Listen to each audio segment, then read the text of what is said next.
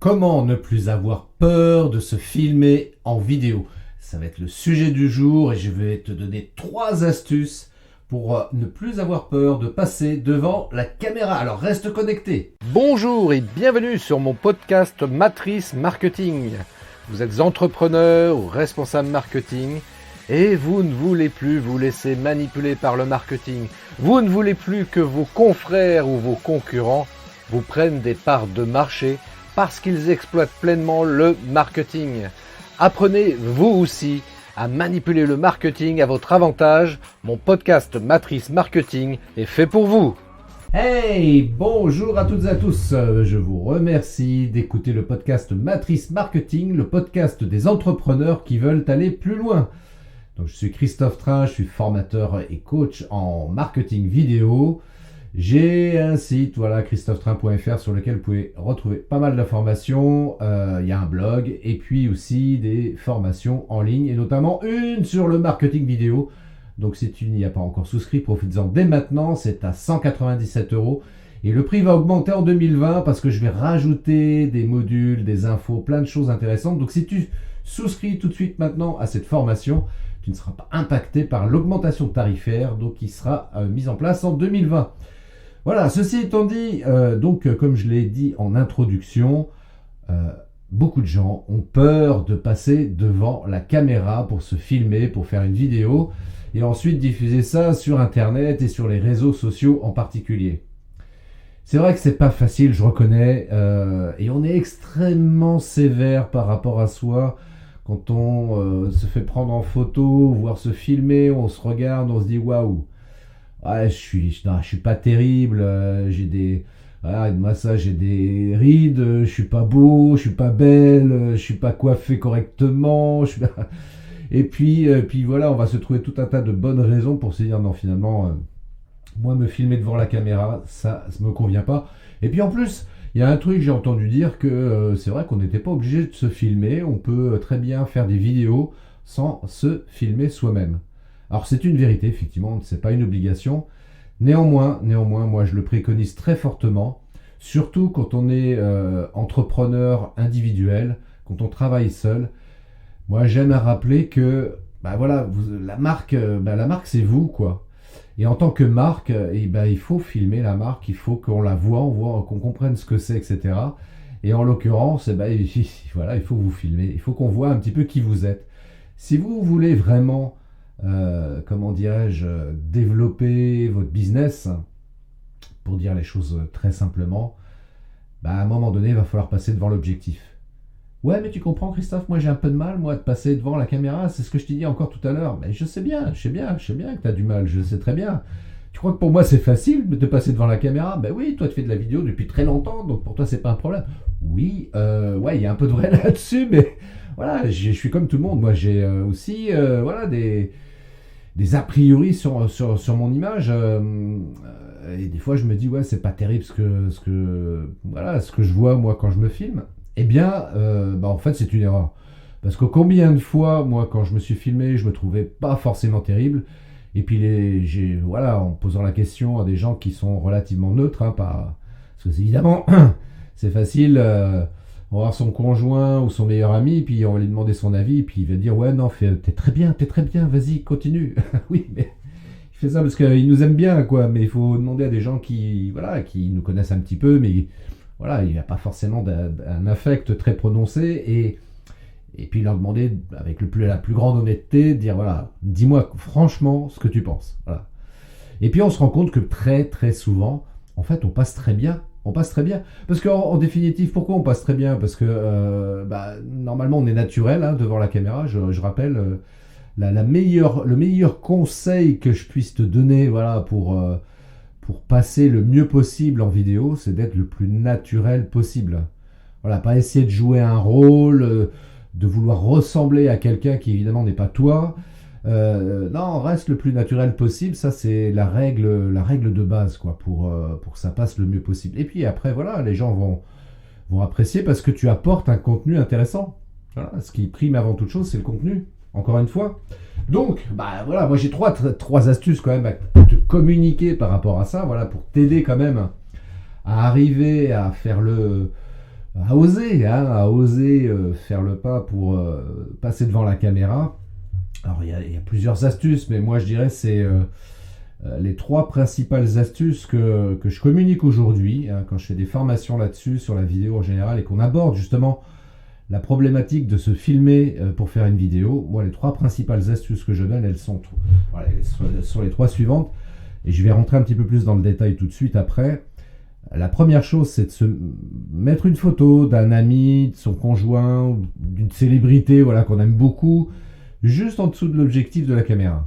Voilà, pour pas qu'on ait le regard fuyant et qu'on ait toujours les yeux rivés vers l'objectif, ça c'est super important. Donc de mettre une photo de quelqu'un qu'on aime vraiment beaucoup. Et ça va vraiment aider fortement. Je vais revenir tout de suite après. La deuxième chose, parce que là je me rends compte que je suis en train déjà de rentrer dans le détail. La deuxième chose, c'est de se rappeler son pourquoi. Voilà, pourquoi on fait tout ça. Et la troisième méthode, la méthode qui s'appelle 5, 4, 3, 2, 1. Voilà, ça je vais rentrer aussi également. Je vais expliquer un petit peu ce que c'est. Alors, je vais revenir donc sur cette première astuce. Mettre une photo d'un ami, d'une célébrité, de son conjoint, bref, de quelqu'un qu'on aime beaucoup sous l'objectif de la caméra, ça va évidemment fortement aider. Et oui, parce que c'est vrai que l'objectif, voilà, c'est une espèce de lentille comme ça, c'est froid, c'est aucune expression, ça a aucune chaleur, c'est... Bah ouais, faut le dire, quoi, c'est pas inspirant, quoi, ça donne pas envie de causer, quoi.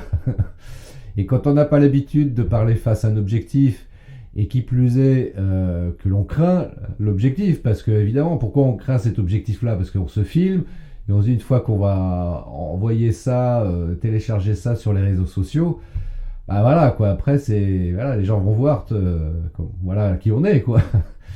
Et c'est vrai que c'est pas forcément évident, mais le fait de mettre une photo, ça aide très très fortement. Moi, je sais que pour l'avoir préconisé à certaines personnes qui avaient du mal par rapport à ça, cette astuce-là en particulier les a beaucoup aidés. Donc, si ça peut t'aider toi aussi, fais le test. Hein, voilà, regarde si ça marche.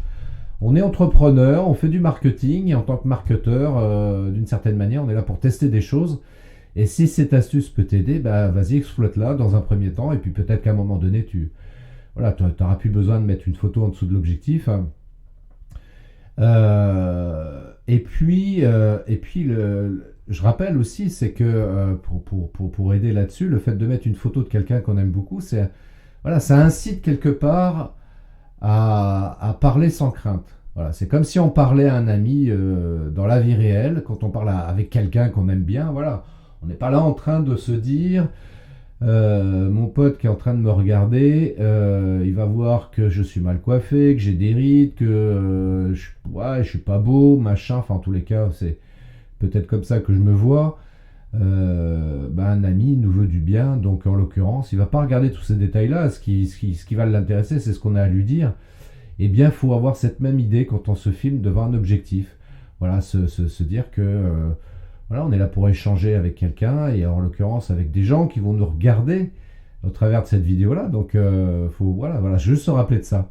Et justement, ce qui va aider aussi pour le coup, la deuxième astuce que j'évoquais il y a quelques minutes, c'est que se rappeler son pourquoi. Alors, ça veut dire quoi, se rappeler son pourquoi?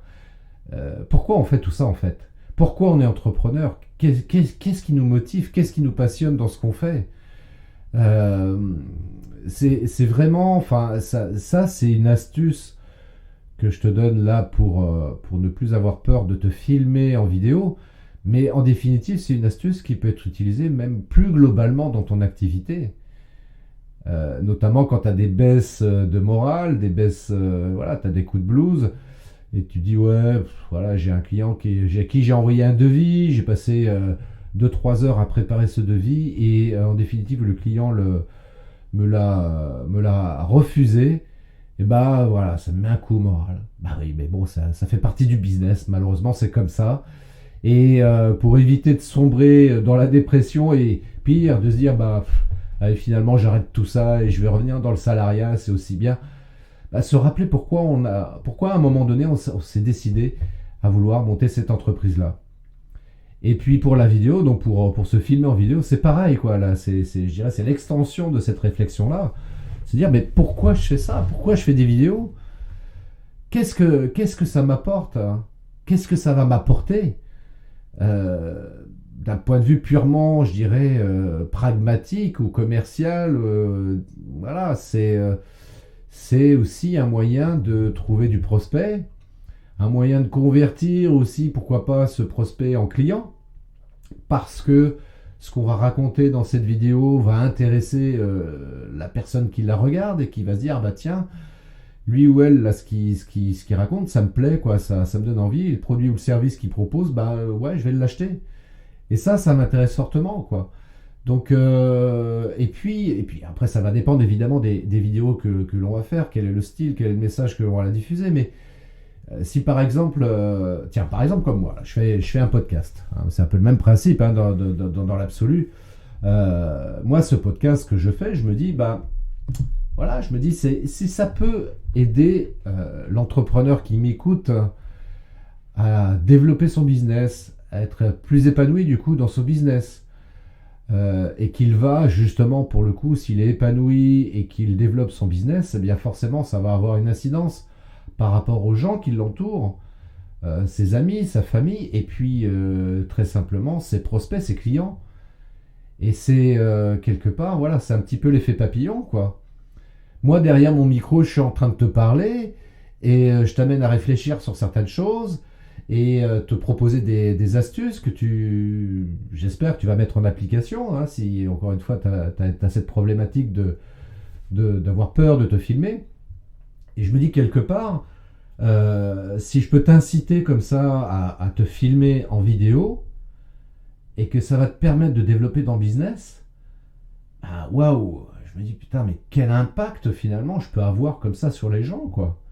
En toute modestie et en toute humilité, je dis ça bien évidemment, hein, je suis pas là en train de prendre le melon ou la pastèque, hein, même, c'est pas du tout l'idée, c'est de me dire que finalement, ouais, on a un impact. On a un impact sur notre environnement, donc, et si cet impact est positif, waouh, ça c'est génial, quoi. Donc, parce que moi, excusez-moi, c'est l'émotion, voilà, de parler de tout ça. Parler de tout ça, ça m'émeut un peu parce que c'est vrai que moi, mon plus grand kiff, c'est de pouvoir aider les entrepreneurs à développer leur business grâce à mon expérience, grâce à mon expertise, à mon savoir-faire sur le marketing, sur la vidéo, tout ça. Et c'est vrai que moi, j'ai eu quelques exemples comme ça de gens qui... c'est pas arrivé souvent parce que j'ai pas une forte notoriété encore, hein, je m'appelle pas Steven Spielberg, hein. Mais c'est vrai que quand on a des retours comme ça de gens qui viennent vous voir et puis qui vous disent ouais, ce que tu m'as dit un jour, ça m'a vraiment aidé à développer mon business, c'est là où je me dis bah finalement tout ce que j'entreprends c'est pas inutile, quoi. Pouvoir contribuer à l'épanouissement d'entrepreneurs, ça c'est quelque chose qui me plaît beaucoup. Et après tu vas me dire ouais mais et l'argent, bah, moi l'argent c'est juste une conséquence de tout ce que j'entreprends, donc pour moi c'est pas le plus important. Moi ce qui est essentiel dans ma vie, c'est de pouvoir apporter mon aide auprès des entrepreneurs grâce encore une fois à mon expertise, mon savoir-faire et mon expérience. C'est vraiment ça qui m'intéresse, quoi. Et c'est ça mon pourquoi pour le coup, quoi. Donc c'est vrai que si d'aventure parfois, et ça peut arriver, hein, faut être très transparent là-dessus, si d'aventure parfois j'hésite à me filmer parce que je suis pas en forme, j'ai pas le moral, etc. Ouais, ça fait partie, c'est une des astuces que je vais parfois exploiter pour me lancer, faire une vidéo.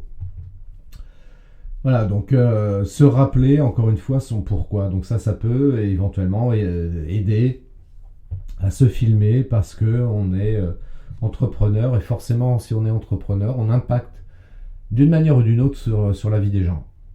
Parce qu'on est là pour proposer des produits et des services et ces produits et ces services-là vont forcément impacter sur la vie des gens qui vont les acheter. Donc voilà, il faut juste se rappeler de ça. Et enfin, troisième et dernière astuce. Alors c'est une astuce que j'ai découvert il y a quelques semaines de ça et je me suis dit ouais tiens c'est pas mal, je vais le tester. Donc c'est pour ça que j'ai pas voulu en parler plus tôt, notamment au travers des podcasts que je fais. Je voulais quand même vérifier la méthode, hein, pour vérifier si c'est une méthode efficace, parce que j'avais lu ça dans un bouquin, et c'est une méthode qui s'appelle la méthode 5-4-3-2-1. Donc c'est une méthode qui est utilisée notamment pour aider les gens à réduire l'anxiété et le stress, et là en l'occurrence c'est un peu le cas. voilà, être filmé, me filmer comme ça devant une caméra, bah, ça peut être un peu stressant. Tout simplement, on peut avoir quelques sueurs froides en se disant, bon, est-ce que je vais être bon? Est-ce que je vais bien passer devant l'objectif? Est-ce que les gens vont pas, quand ils vont me voir comme ça sur leur écran, des fois on peut même être amené à se dire, attends, parce que ça existe, hein, il y a des gens qui ont des méga écrans sur lesquels ils vont regarder Internet, des trucs vraiment énormes, et on se dit, waouh, si l'autre il me regarde sur un super écran XXL, bah ouais, les petites rides, tout ça, enfin forcément, ça se voit encore d'autant plus, quoi. Donc je vais pas être très très joli, quoi. Ouais, bah on s'en fout. On s'en fout, donc on s'en fout, c'est pas important. Donc, alors la méthode 5, 4, 3, 2, 1, c'est quoi? C'est quoi? Ben, c'est simplement comme quand vous connaissez les courses d'athlétisme, hein, y a tout le monde derrière les starting blocks, là, prêt à courir. Et puis, voilà, vous avez le gars derrière à côté. Attention, 5, 4, 3, 2, 1, partez! Et ben c'est pareil, voilà. Mettez devant la caméra, vous commencez à faire tourner la caméra, et puis vous vous dites mentalement, ou même à voix haute, 5, 4, 3, 2, 1, allez, c'est parti. Bonjour à toutes et à tous, merci de regarder cette vidéo dans laquelle je vais vous expliquer comment perdre 10 kilos en 3 mois. Voilà, voilà un exemple par exemple de choses que vous pouvez faire. Et essayez d'utiliser cette méthode, franchement, je l'ai testé et très honnêtement, c'est vrai que c'est assez extraordinaire parce que finalement, c'est un moyen quelque part de, comment je pourrais dire, de hacker son cerveau. Vous savez, le hacking, c'est un mot très à la mode aujourd'hui avec l'informatique. Il y a des hackers un peu partout, des pirates informatiques un peu partout. Et bien, pour hacker son cerveau, parce que son cerveau, bah, si on lui laisse trop le temps, il va voilà, nous mettre des trucs et des machins pour nous empêcher de passer à l'action.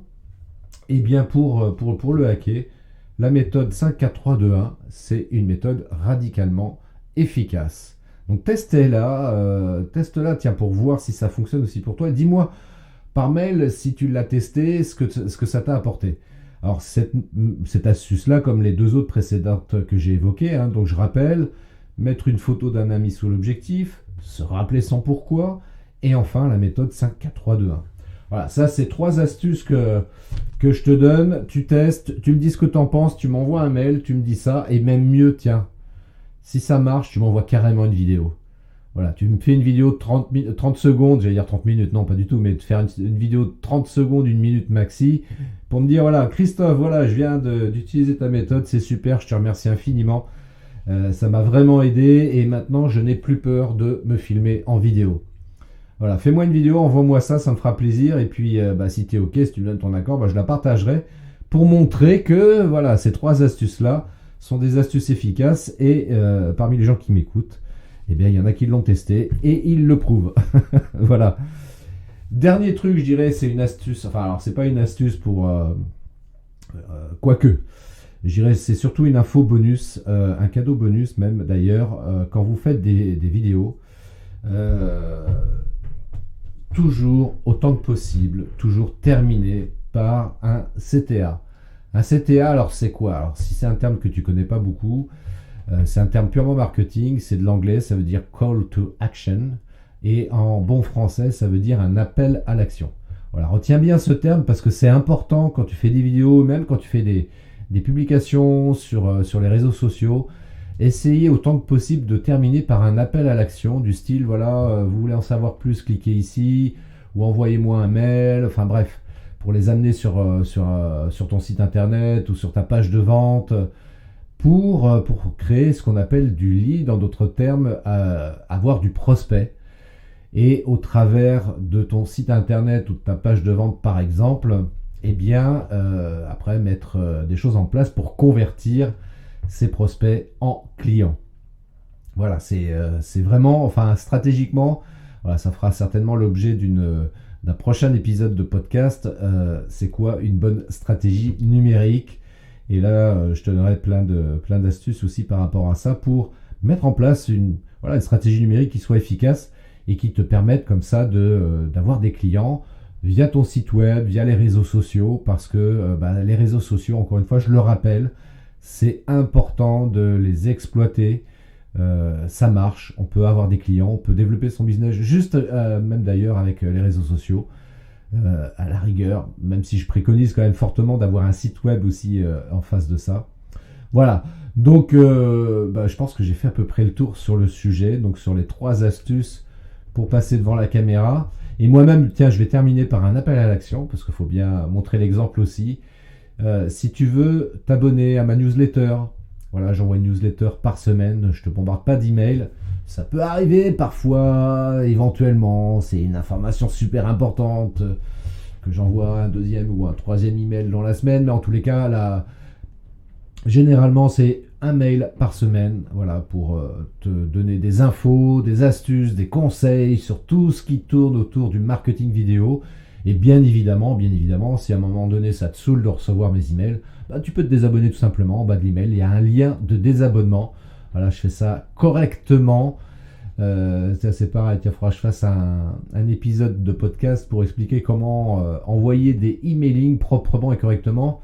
Je pense à 2 choses, 2 raisons principales pour lesquelles il faut les faire correctement et proprement. C'est à savoir le RGPD, être en conformité avec la réglementation par rapport à ça. Et puis aussi envoyer les emailing correctement pour éviter la propagation des virus informatiques.